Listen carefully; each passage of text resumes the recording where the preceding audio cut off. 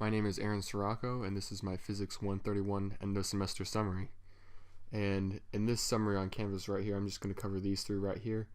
So, David, I believe I earned an A based on I did 95% of all activities, the daily assignments, discussions, the neat resources, and actually I don't believe I ever missed one of these neat resources or discussions. I just happen to always want to do them. I covered everything in the weekly summaries that requires me to get an A. I described what I learned. I had pictures and video of me doing the course.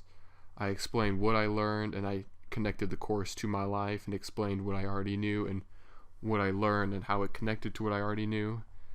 I'm doing the semester summary right now, and I went to the Arizona Science Center and I made a 2-page reflection. I researched further on the topics I learned, which included learning about the heart, the brain, and even some computer science aspects they had there, and I believe they have an electronics section there, and the controversial debate. And I'll talk more about my debate, which is about electromagnetic radiation, and about some of the other debates I took a liking to and I was interested in. And yeah, so first off, I'll start by talking about my work and why I believe I deserve an A based on the daily assignments and discussions. And this is the discussions and daily assignments portion. And what I viewed as the daily assignments was everything we did during class and bringing back things that were assigned to us after class ended, and then bringing them back. And one of those things was the electric field hockey. You can see my solution here was just a bunch of electrons pulling in with some positive charges to create that electric field, make sure that doesn't hit those boundaries.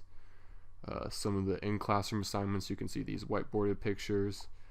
And I was there for every class. I might have missed one, but as you can see, I have plenty of evidence of me interacting with others and doing the course itself. And you can just see all these pictures are all compiled from my weekly summers, which I don't need to go over. They're already on Canvas. And some of my favorite discussions, and before I talk about that, I'll say that I commented and replied to 8 times, a little bit more to some discussions on all the discussions assigned on Canvas. I just didn't happen to miss one. I just kind of forgot that maybe didn't need to do one. I just happened to do all of them just to be sure. And you can check, see that I replied 8 times, and it's all on Canvas. But my favorite discussions was actually one of the first ones, which is the 3 physics questions. What is physics? What is reality? And is physics reality? And when I took Dwayne's Physics 121 class in the spring of 2015, I saw that my answers were a lot different from the Physics 121 fall semester of 2016. Their answers were, and I thought that was interesting how they didn't believe, if I scroll down to my response, how physics wasn't reality, or how it was reality. And my argument was that physics isn't reality because it's a study of something that we came up with as humans, and if we didn't exist, physics wouldn't exist. So that was my argument, and again, you can see it more in the discussion itself, but I just thought that was interesting how varied people's perspective were, and even though they took the same course, that maybe it changed with their instructor. I'm not sure how Angela teaches physics, how she views this question at least, but it was definitely interesting to see the difference in opinions, which was really great to debate and discuss with others in my class. And my next favorite discussion was the boys in gaming. And as a boy myself, who was a stereotypical boy who played video games throughout all of junior high school, I thought this was really interesting. Now, personally, I don't think this is a valid thing and this could actually work, but again, these things don't hurt to, research and, continue to test, but I just thought that was really interesting. I never really considered, implementing teaching into a video game, so I thought that was really fascinating. And again, I read Tony's response. This is the first one, and since I interact with Tony a lot, his response really made me think about maybe this is actually possible. And again, you can see my response and what I thought more in depth, but again, this is just a quick highlight of that discussion. And my next favorite discussion was the last one, the last few ones, which was the elegant universe and explaining string theory and how string theory may be the key to discovering and unifying all the forces in physics. And at the beginning, I wasn't sure how it could play in, but as the videos progressed, it was really interesting how they were able to explain things. And even though it's a very difficult concept that we still haven't been able to quite grasped yet. It's really interesting, and I can't wait for future research to hopefully be able to provide evidence that this theory actually has merit and we can actually test this theory. And again, I'm not sure when that time frame is, but I was really fascinated about this discussion in general just because it focused so much more on the physics and it was really easy to understand and to pick up. And now I'm going to briefly talk about the neat resources for this section. And again, all of my neat resources and my abstracts are all on Canvas. I'll just highlight my favorites in my opinion. And the one neat resource I believe was around week 5 was the programming. And again, with technology evolving and we want to be able to control this technology, we can better control it and customize it by being able to code and program our software and our hardware like Arduino's, if we know that skill of programming and coding. And this will be even more important in the future, and it won't be limited to just people majoring in computer science or who just want to program in general. Like again, since it's a physics course, it's it's already being brought up, so it's already really important now, and it's going to continue to be more important. And I was just fascinated about this because I'm going to major in computer science, and I thought, wow, this is really important, not just for me but for everyone in general. And the next neat resources is MOOCs, and MOOCs are massive online open courses, I believe, or something along that line. But I was fascinated by this just because I already know about MOOCs, and I actually used a couple of them to improve my programming skills. And I actually think I looked at one that covered Arduino programming and Arduino hardware implementation, and I thought that was really neat that this, again, there's multiple learning resources out there. It's not traditional like college classes you can learn online, and there's just so many opportunities, and I was really interested by that and how that was a neat resource, and one of my favorites. And the last one was the video games and learning, and I believe that was the same week as the boys and gaming discussion. And again, since I'm majoring in computer science, of course it's going to be something with programming, but again, I always thought I didn't really think about how video games could possibly be tweaked a little bit to provide some kind of learning. And again, everyone posted a couple neat resources, and I believe Nika's Duolingo actually used that a little bit to try to learn German again, since semester gets busy. I didn't put in a lot of time into it, but again, I never really thought of fun ways to actually learn something. I'd always thought school was a drag, you just learn things to learn them, but it can actually be kind of fun and really interesting. So those neat resources were my favorites out of all of them. Now I'm going to cover the weekly summary section, and again, I'm not going to show you all my weekly summaries. It's all on Canvas. I'm going to explain why I chose Pinterest in particular for most of my neat resources. And the reason I chose Pinterest was it forced me to take pictures and to take evidence of me doing the course and interacting with others in the course. So this was a great way for me to make sure I covered that basis, and it allowed me to keep on track or stay on track with the idea I was focusing on. And since I had a picture, I could focus in on that topic and discuss all 3 of the elements, such as what I learned and small snippets of how I connected the course to my life in each little picture right here. So I really like Pinterest in that aspect, not just because it's easy to throw up a picture, but it allowed me to stay focused and organized in all my ideas and not just kind of ramble around and not really provide any value. So I felt like this was the best way I could provide value in terms of my weekly summary. And yeah, that's just summarizes why I chose Pinterest. And again, all of these are on Canvas. You can see how I did all the A criteria to get an A in terms of weekly summaries, and as I covered previously, all the rest of the A work I did, and now I'll cover the cultural science next. And this is the paper I wrote for my cultural science. I went to the Arizona Science Center and I wrote my 2-page reflection on that, and you can see, and again, I uploaded it to Canvas, so it's all there. And I really liked the Arizona Science Center. It was an easy way to just learn about everything science related pretty much. The areas I focused on most were the human body section, so that had to do with brain activity. I think there were a couple sections on the heart. I think there was another a video screen playing of not a live dissection, but a video of a live dissection, if that makes sense. And that was really interesting to see. And as you can see by the title, Tracks Lane Free, from that one discussion, which is another one of my favorites, is that all the information was easy to understand, and anyone could really understand it. And that was really nice for me to, be able to just, absorb the information quickly and be able to process that and, see what I think of this information, how I can apply it to my life or other research I do in the future. So I really enjoy the Arizona Science Center, and I encourage everyone to go there at least once. And I didn't go on a day that had all the shows. I just had to kind of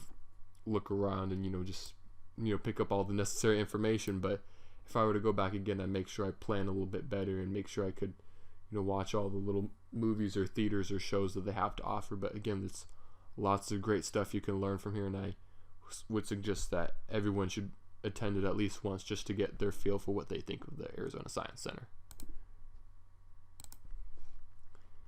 And the last portion of their criteria was the controversial debate. I wrote my controversial debate on electromagnetic radiation and the pros and cons of that for each side of the debate. And before I talk about mine, I'll talk about some of my favorites that I read. And the first one was animal testing. And that debate just looked at, the benefits of animal testing, but also how it can be cruel and inhumane. And it was really informative just because I always thought, it's better to, test animals than test humans. But there are better ways to test animals than trying to lethal injections, doing anything and everything to just try to learn something. And there are ethical standards that were brought up in this paper, and that really made me think about how we use animals for testing, and how I think we should do that in the future, or how we shouldn't do that in the future. And it really helped me shape my opinion and made me think about that more. And let me see if I can find the next one. I believe, I'm not sure if it was on.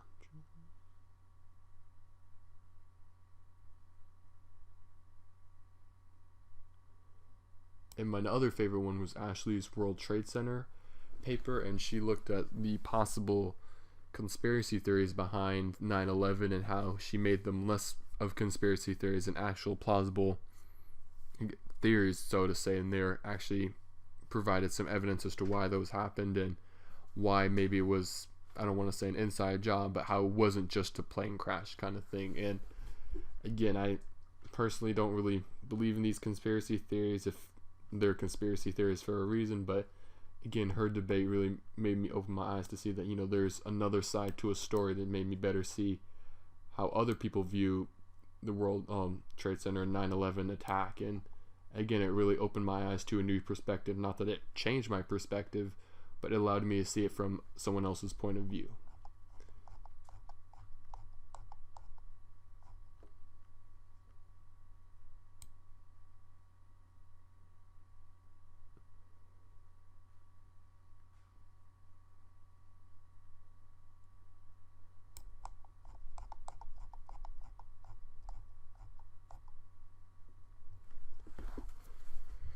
And another one of my favorites is the science funding paper. And again, that summarized, how important the one debate section discussed how important it is that, federal government funds science as well as the public so that, we can continue to progress and innovate, and that it's not easy to exactly track how beneficial economically, at least, funding science is. And just thinking about it, it would make sense that if we fund research in terms of science, whether that be physics, biology, chemistry, anything like that, that we continue to progress and discover new technologies, create new inventions, or things like that, and that'll boost up the economy and allow us to sell more products, services, that sort of thing. But it also focused on the downside, whereas since these metrics are hard to analyze, how do we know these dollars are being valuably used? And the paper also discussed how nowadays, since the Senate or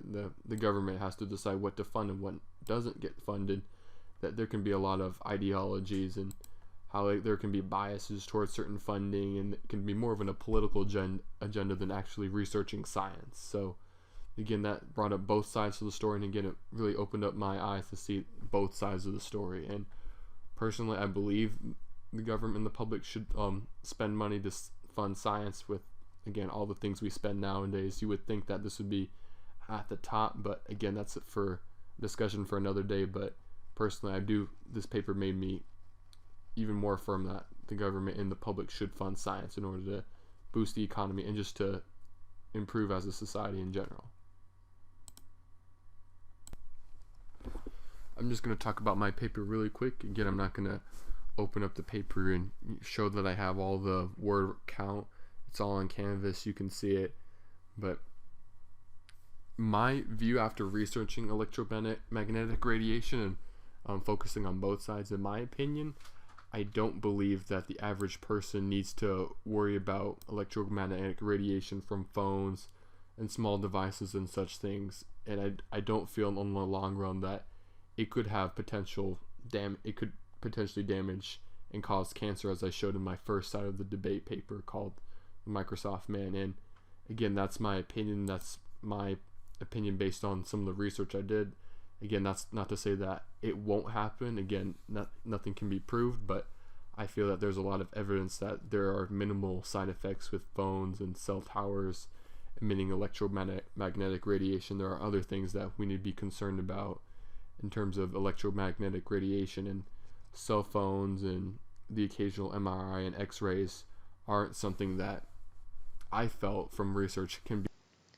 And that wraps up all the criteria for why I believe I earned an A. Again, based on all the discussions, neat resources, the cultural science, controversial debate, weekly summaries, and daily assignments, I believed I earned an A just based on all the criteria that I already mentioned before. And let me pull up some pictures as I reflect on some of the semester. And I spent approximately around 16 hours a week on the course, and a little bit more towards the end. So that turned out to be about 224 hours total. And in addition, the honors project I presented, I spent a significant amount of time into that. And the more I think about that, I don't believe I accounted for that time in my weekly summaries. So I probably averaged around 30 to 40 hours total for that project. And that just resulted from trying to debug it with Jason, trying to, create a brainstorm, try to overcome some of the challenges we face with the Wi-Fi connectivity with the cameras and all that kind of thing. And again, we didn't anticipate it to take that long. We wished to add on to it, but again, things happen and we had to make the most of it. And that would have totaled to 224 hours for just the regular coursework, and about 254 and 264 including the honors project that we covered and presented in class and all the research that took. So again, that wraps up why I believed I earned an A for this course. And yeah, I can't thank you enough, David, for teaching us and just allowing us to make education iterable and not have it be to where we fail once and that's it.